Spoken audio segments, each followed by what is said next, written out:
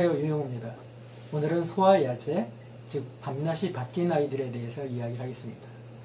아이들이 이제 낮에는 활동하고 밤에는 자고, 근데 이제 신생아들은 먹고 자고를 이제 반복하죠. 그래도 이제 밤에 푹 자야 되는데 밤에는 자지 못하고 새벽녘에 겨우 잠들어가지고 낮에 푹 자는 이런 아이들이 있습니다. 이런 아이들이 이제 그 자체로도 이제 문제가 되지만은 이제 그냥 단순히 잠을 못 자는 게 아니라 이 밤에 이제 괴로워하는 거죠. 잠을 자려고 하는데 잠이 안 오는 패턴입니다. 그래서 애들도 괴롭고 엄마도 괴롭고 그다음에 이제 주변 가족들이 전부 괴로움을 당하는 것이에요. 그래서 이렇게 부담을 받는 친구들이 크게 이제 두 개의 그룹으로 나눌 수 있습니다. 하나는 그래도 내가 조금만 적응을 이제 연습하면은 이겨낼 수 있다.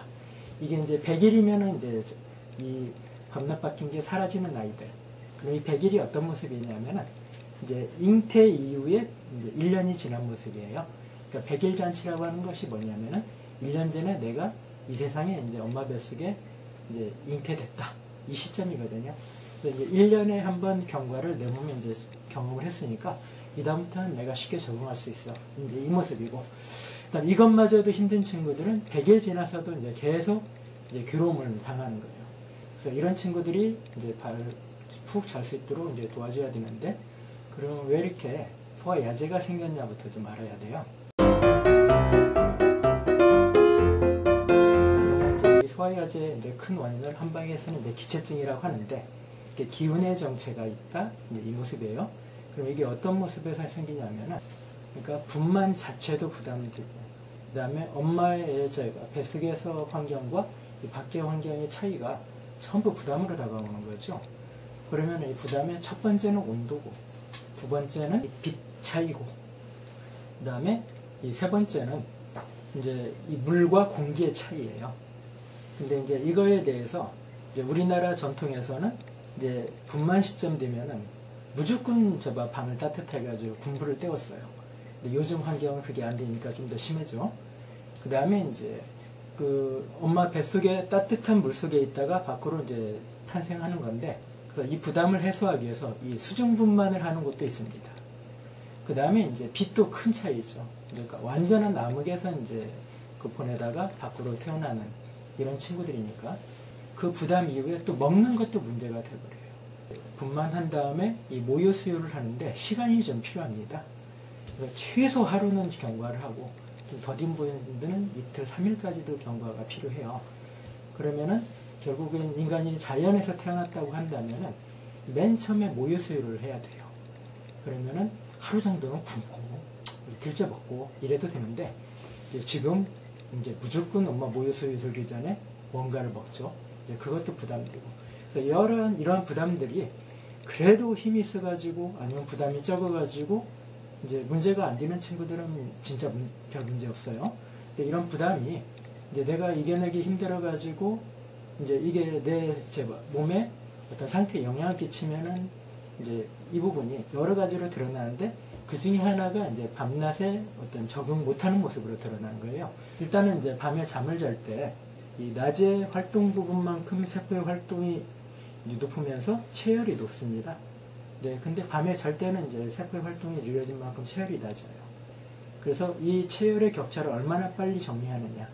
그래서 잠이 드는 순간에부터 이제 몸에 땀이 송골송골 나가지고 머리하고 등을 흠뻑 적시는 아이들은 쉽게 잠들면서 이제 밤낮을 쉽게 적응하는 거고, 근데 이렇지 못하는 친구들은 피부에 열은 올라왔는데 열이 정리가 안 되니까 막 더우면서 잠이는 못 들고 막 짜증내고 이러는 거예요.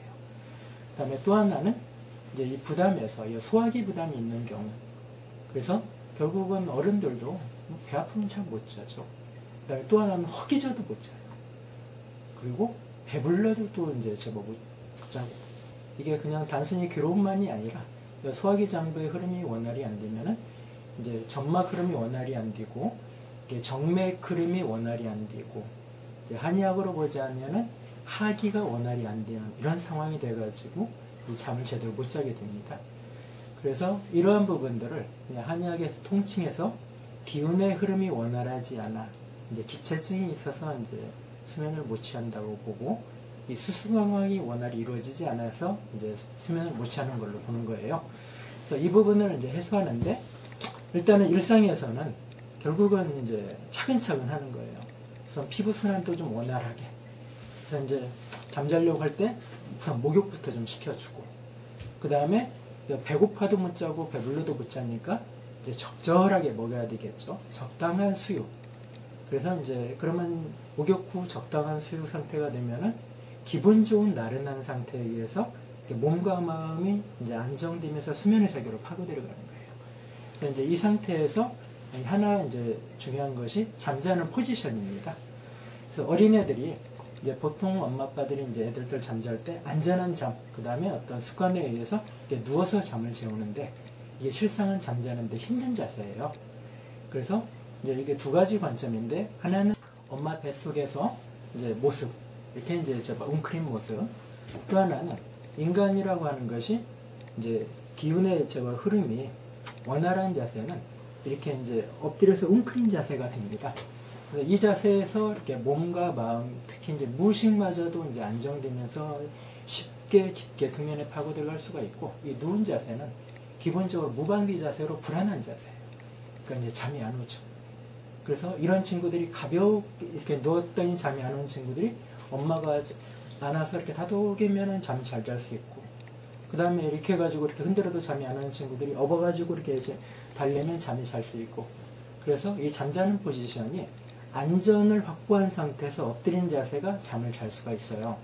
그래서 이런 식으로 이제 노력을 하는데, 그래도 우리 애는 끝내 잠을 못 자더라. 이런 경우에는 이 한의학의 도움을 받는 게 필요합니다.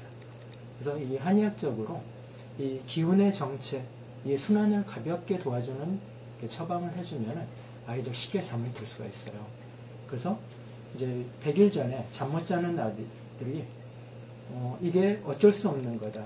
아니면은 제발 갓난 애기한테 무슨 한약을 먹여, 이런 선입감을 배제하시고 그냥 일단 잠 못 자는 자는 자체에서도 손해고, 아이가 호소하는 어떤 고통은 실제 고통이니까 이걸 해소하기 위해서 좀 더 적극적인 노력이 필요하고, 그냥 과감하게 한의원 방문하시고 그냥 약이 불안하다 하더라도 상담이라도 충실하게 받고 아이의 숙면을 위해서 노력해 주시고, 그 다음에 덩달라 엄마 아빠도 그냥 같이 편안하게 보내는 가정생활을 영위하도록 하십시오.